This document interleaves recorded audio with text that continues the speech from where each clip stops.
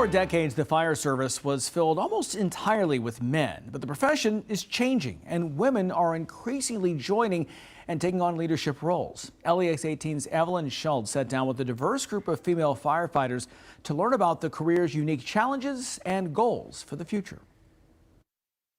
So my name is Tamara Taylor, and I have been a firefighter I've been online for about 5 months now. Each of these 4 firefighters has a different background and level of experience, but they make up a small sorority of female firefighters across the country, proving attitude is everything.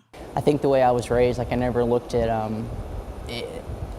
anything like, oh, that man can do something that I couldn't. I think when you see a woman and you're like, oh, like she's doing, like I can do it, you know? Like Chelsea and Tamara are the youngest in this group. Megan quit her teaching job to become a firefighter 6 years ago.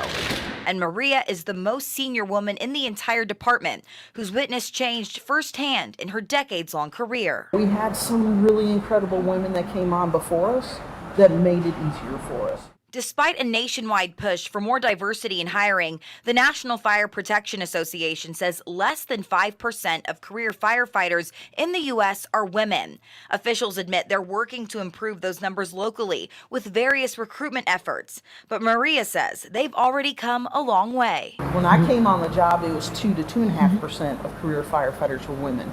So if we've doubled our presence in my career, it's not bad. I mean, it's not great. I'd love to see it a lot higher, but to me, that's progress. In the last 5 years, the number of female firefighters, both in the academy and the department, has nearly doubled to 27 total.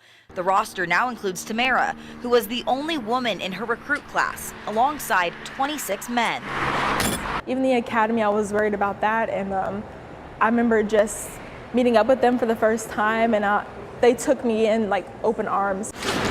These women told us any pushback they've received hasn't come from within the department, but from the public. Maria said she noticed misconceptions more often when she became an officer. I would have people walk up when we got on scene and they would immediately turn to the men on the crew and assume that one of them was in charge rather than me being in charge. Some of them still face additional challenges as working moms. The physicality of the job and the nature of the job and being away from home for 24 hours, I think sometimes that turns women off. But I do think we've come a long way as a society. And these first responders say this is the best job in the world, no matter their gender. When you're all geared up, it's really hard to tell gender anyway. They shared this message for any aspiring firefighters watching tonight. You need to be strong? Yes, but guess what? Women are strong. In Lexington, Evelyn Schultz, LEX 18 News.